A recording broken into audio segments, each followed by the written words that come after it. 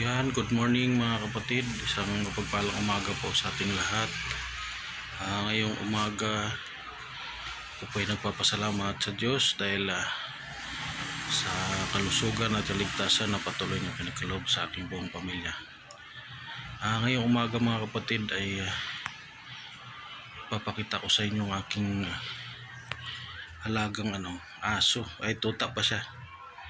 So ngayon ay hindi na siya kumain, 2 araw na, 2 gabi, at may naramdaman.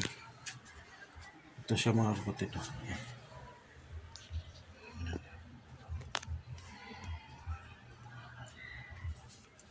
Hello. Hello.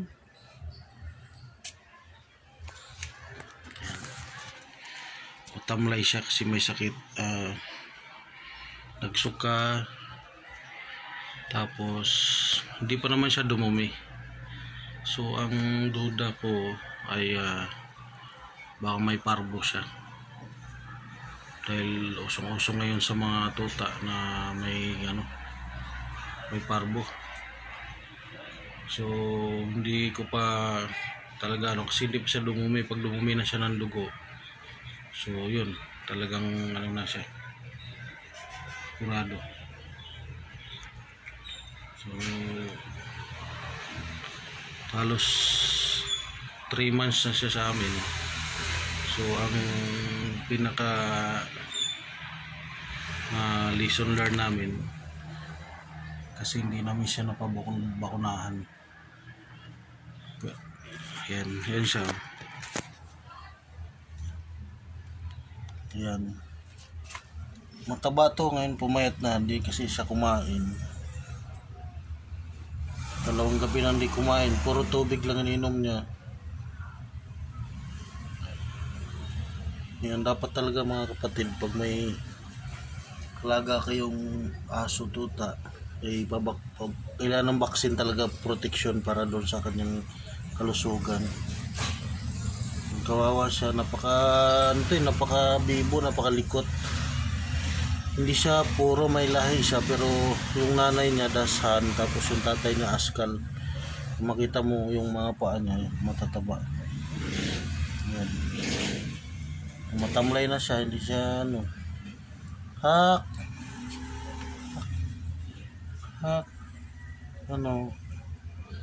tulog na. Kawawa siya. Yan, kung may parbo siya mga kapatid, ang parbo ay walang gamot. So talagang yan siya.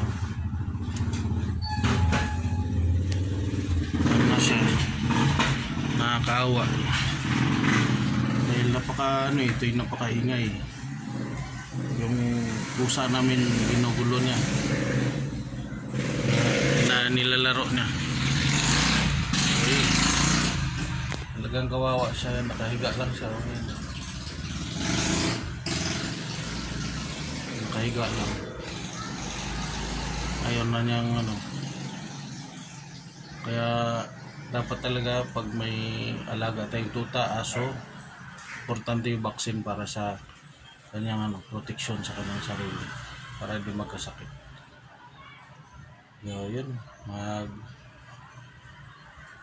kawawa siya kung anong mangyari sa kanya, tatanggapin na lang. Yun siya.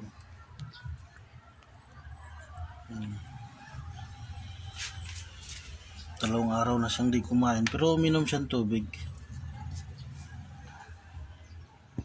Mahina na siya